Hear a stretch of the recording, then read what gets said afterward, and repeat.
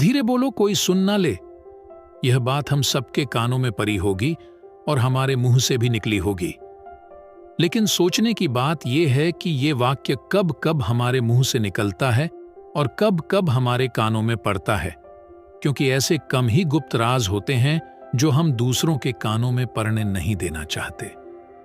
अक्सर परिवार में अशांति का कारण हम स्वयं ही होते हैं।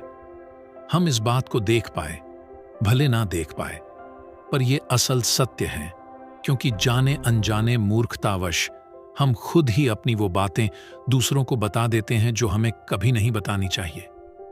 और वही बातें जो जाने अनजाने हमने किसी दूसरे के सामने बता दी थी, वही हमारे दुख का कारण बन जाता है, वही हमारे झगड़े का कारण बन जाता है। और फिर बाद में हमें पछतावा होता है कि मुझे यह बात किसी को बतानी नहीं चाहिए थी। मेरी ही गलती हुई कि मैंने जाने अनजाने ये बात सभी को बता दी। इसीलिए आज की जो बौद्ध कहानी मैं आपको सुनाने वाला हूं, उसे सुनने के बाद आपको शायद ऐसी बातें पता चलेंगी जो आपको कभी किसी को नहीं बतानी चाहिए। ये जो 7 बातें हैं जो आपको किसी को नहीं बतानी, क्यों नहीं बतानी, इसके पीछे का तर्क भी मैं आपको दूंगा। और इन 7 बातों के अलावा अगर आपको लगता है कि कोई बात ऐसी है जो मुझसे छूट गई या मैं नहीं बता पाया, तो कमेंट सेक्शन में जरूर बताना। इससे पहले कि आप इस बौद्ध कहानी में खो जाएं, इस चैनल को सब्सक्राइब जरूर कर लें। तो चलिए कहानी शुरू करते हैं। एक समय की बात है, एक नगर में राजेश नाम का एक युवक रहता था। वो युवक बहुत गरीब था। 2 वक्त की दाल रोटी भी बड़ी मुश्किल से उसको नसीब होती थी। किसी काम की तलाश में दिन रात खोज करने पर भी उसे कोई काम नहीं मिल रहा था। फिर एक दिन उसने अपनी पत्नी के सामने अपनी सारी समस्या बता दी। उसने अपनी पत्नी को कहा कि मैं जिस जगह भी काम मांगने के लिए जाता हूं, तो हर कोई मुझे यह कहकर काम नहीं देता कि हमारे यहाँ काम की जरूरत नहीं है। मैं काम की तलाश कर करके थक चुका हूं।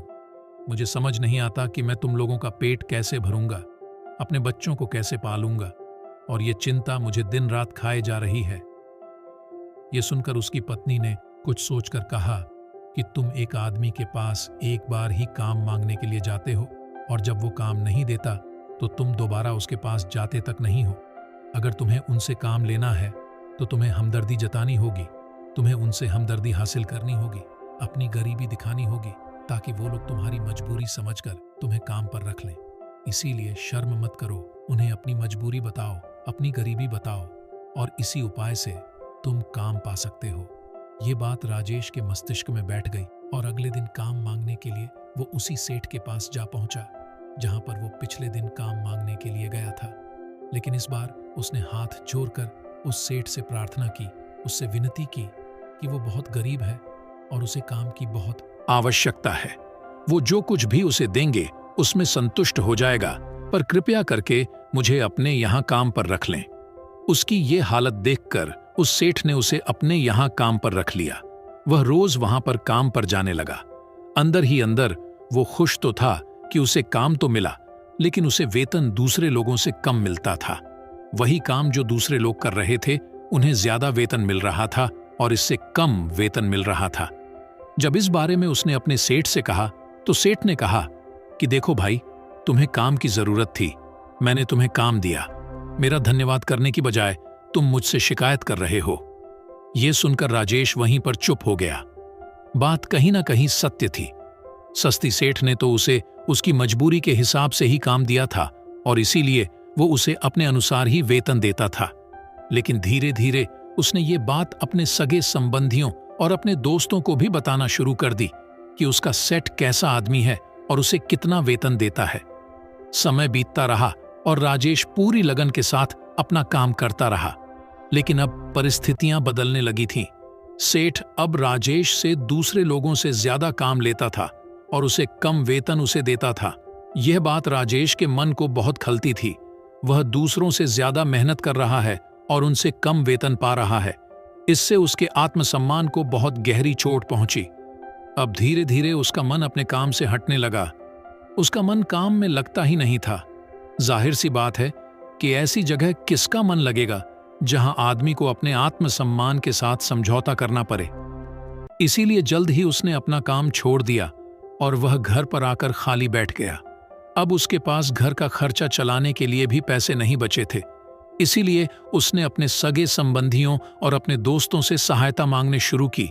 लेकिन उसके दोस्त उसके सामने तो उसे दया का पात्र समझते थे, उसे दिलासा देते थे, लेकिन पीछे से उसका मजाक उड़ाते थे।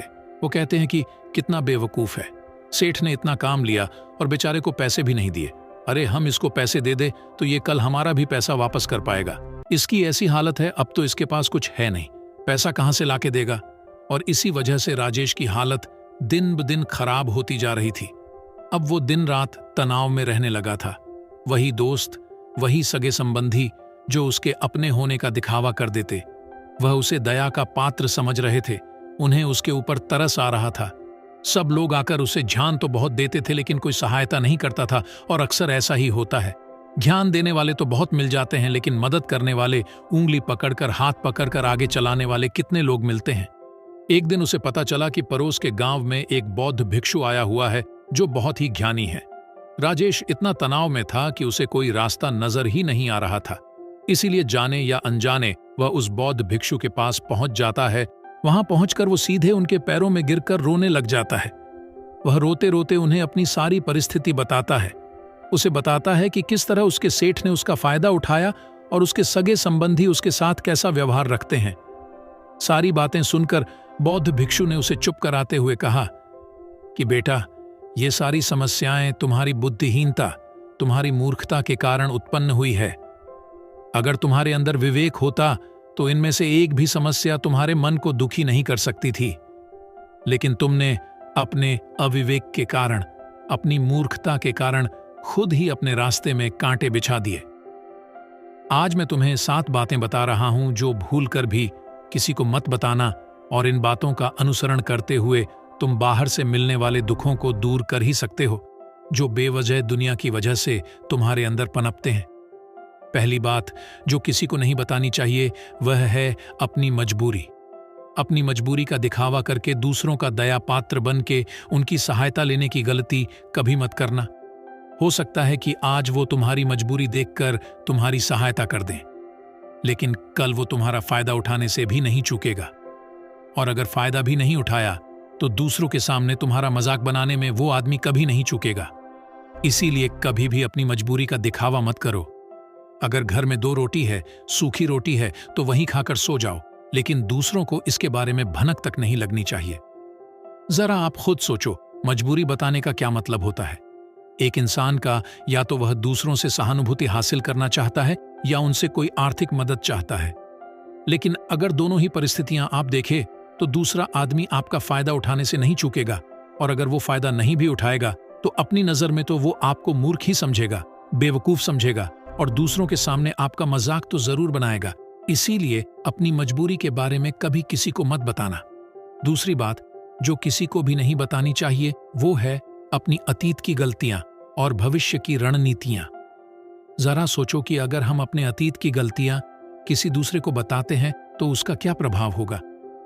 वो गलतियां ठीक तो नहीं की जा सकती, जाहिर है, तो उन्हें बताने का क्या मतलब रह जाता है।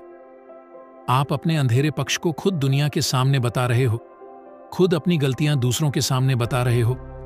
इससे उस आदमी की नजर में आपका एक चरित्र गठित हो जाएगा और वो भविष्य में हमेशा आपको उसी नजरिए से देखेगा। इसीलिए किसी भी आदमी की नजर में अपना चरित्र गठित मत होने दो, और जरा सोचो कि आप व्यर्थ में ही अपने भविष्य की रणनीतियां दूसरों के सामने बता रहे हो।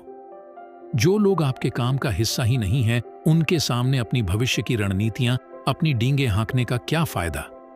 वो लोग आपकी सहायता तो नहीं करेंगे, लेकिन आपकी भविष्य की रणनीति यों में बाधा जरूर बन सकते हैं। आप खुद अपने विवेक का इस्तेमाल करिए और सोचिए कि आपके साथ भी ऐसा हुआ है कि आपने अपनी भविष्य की रणनीति किसी को बताई हो और वो कामयाब ही ना हुई हो।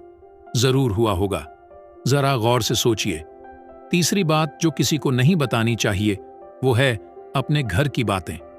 जो भी हमारे घर के अंदर आपस में बातचीत होती है, हमारे माँ बाप के साथ, हमारी पत्नी के साथ, हमारे बच्चों के साथ, वो बातें परिवार तक ही सीमित रहनी चाहिए। अगर आप इन बातों का दूसरों के सामने ढिंढोरा पीटते हो तो दूसरों को आपके घर में घुसने का एक मौका मिल जाता है और वह इसका फायदा उठाने से कभी नहीं चूकेंगे। वो आपके परिवार के सदस्यों को आपसे दूर लेकर जाने की कोशिश करेंगे। अक्सर ऐसा होता है, हम समाज में देखते हैं कि हम अपने घर के झगड़ों को कम करने के लिए उन झगड़ों को अपने पड़ोसियों और दूसरे सगे संबंधियों को बता देते हैं, लेकिन इससे आपको सहायता कभी नहीं मिली होगी, बल्कि आपके घर के लड़ाई झगड़े और ज्यादा बढ़ गए होंगे और वो जाहिर है वो बढ़ेंगे। अगर आप अपने माँ बाप की बात दूसरों को बताएंगे तो आपके माँ बाप को बुरा लगेगा ही कि हमारा बेटा हमसे बताए बगैर दूसरों को ये बातें बता रहा है। इसीलिए अपने घर की बातें और अपने घर की लड़ाई झगड़े किसी के सामने मत बताना। चौथी बात जो मैं आपको बताने जा रहा हूं, जो किसी को नहीं बतानी चाहिए, वो सुनने पर बहुत अजीब लग सकती है, लेकिन उसका सत्य भी मैं आपको एक तर्क के माध्यम से दूंगा। मैं कहता हूं कि अपनी आमदनी किसी को मत बताना। अब अपनी आमदनी ना बताने के पीछे क्या मतलब हो सकता है? जरा सोचिए कि आप अपनी आमदनी अपने दोस्तों को बता देते हैं, तो जब आपके दोस्तों को जरूरत पड़ेगी तो वो सिर्फ आपको ही याद करेंगे, क्योंकि उनको पता है कि अगर आपकी आमदनी ज्यादा अच्छी है तो आप भी उनकी मदद कर सकते हैं, और इसीलिए ज्यादा लोग आपसे सहायता मांगेंगे।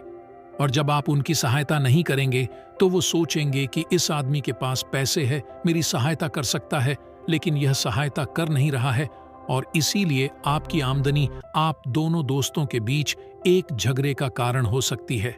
कम आमदनी होगी तो लोग मजाक उड़ाएंगे, और ज्यादा होगी तो सहायता मांगेंगे, तो अपनी आमदनी बताने का कोई मतलब नहीं है। पांचवी बात जो मैं आपको बताने वाला हूं, उसे आप गांठ बांध लेना और किसी को ये बात मत बताना। अपनी कमजोरियां और अपनी ताकत, अक्सर इंसान को पता नहीं होता है कि उसकी कमजोरी या उसकी ताकत क्या है। लेकिन अगर आपको अपनी कमजोरी और अपनी ताकत पता है तो पहली बात तो आप बहुत ही बुद्धिमान आदमी हैं, और दूसरी बात कि आपको ये बातें किसी से साझा नहीं करनी है, क्योंकि अगर आपकी कमजोरियां दूसरों को पता चल गई तो वो आपकी कमजोरियों का फायदा उठाएंगे, और अगर आपकी ताकत पता चल गई तो वही ताकत आपकी कमजोरी बन जाएगी, क्योंकि वो ताकत दूसरे आदमी को पता है और वो ताकत की काट भी ढूंढ ही लेगा। अपनी कमजोरी और अपनी ताकत अपनी पत्नी या अपने पति को भी नहीं बतानी चाहिए, क्योंकि इसके बाद आपको घर में उनसे हमेशा दब के रहना पड़ेगा। अगली बात जो किसी को नहीं बतानी चाहिए वो है अपने मित्र और अपने शत्रु। आप अपने मित्रों के बारे में अगर दूसरे लोगों को बताएंगे तो वह आपके मित्रों के साथ अपनी घनिष्ठता बनाकर आपको धोखा दिलवा सकते हैं। आपके गहरे मित्रों को आपसे दूर करने का प्रयास कर सकते हैं।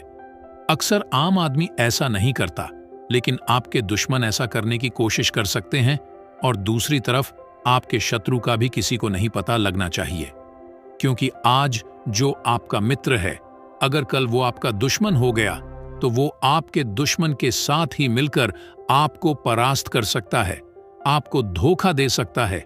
इसीलिए अपने सबसे अच्छे दोस्तों को भी अपने दुश्मन के बारे में कभी मत बताना। अगली और आखिरी बात कहना चाहता हूं कि जब तुम दान करते हो तो दान के बारे में भी किसी को मत बताना, नहीं तो दान करना व्यर्थ हो जाता है, बेकार हो जाता है। जब आप अपने दान का ढिंढोरा पीटते हो तो आप ये बता रहे हो कि मैं कितना बड़ा दानी पुरुष हूं, और ये आपके अंदर एक अहंकार निर्मित करेगा। इसीलिए दान गुप्त रूप से किया जाए उतना ही अच्छा होता है, उतना ही फलदायी होता है। जब आपका बायां हाथ दान कर रहा हो तो दाएं हाथ को बिना पता चले कि बायां हाथ दान कर रहा है। ये 7 बातें जो बौद्ध भिक्षु ने राजेश को बताई, इनमें संसार के सभी सिद्धांत छिपे हुए हैं। इन बातों का अनुसरण करते हुए आप अपने घर में सुख शांति बना सकते हैं और घर के झगड़े हमेशा के लिए दूर कर सकते हैं। आप इन बातों के बारे में अपने विवेक से भी सोचेंगे तो आपको यह बातें सच मालूम पड़ेगी। हमारा कहानी सुनाने का मकसद यही है कि आपका विवेक जागृत हो। आप खुद उन बातों के बारे में सोचें जो हम आपको बता रहे हैं, और अगर हम गलत है तो आप कमेंट सेक्शन में वह बात जरूर बताएं जिस पर हम गलत हैं, और इनके अलावा भी अगर आप कुछ जानते हैं तो उन बातों को भी कमेंट सेक्शन में जरूर डालें। तो दोस्तों, कैसी लगी आपको ये कहानी? कमेंट सेक्शन में जरूर बताना। दोस्तों, आपको यह वीडियो पसंद आए हो तो लाइक कीजिए, अपने दोस्तों के साथ शेयर कीजिए इसी प्रकार का, और वीडियो देखने के लिए हमारे चैनल को सब्सक्राइब करके हमें सपोर्ट जरूर करें। तो मिलते हैं अगली वीडियो में, तब तक के लिए अपना ख्याल रखें। धन्यवाद।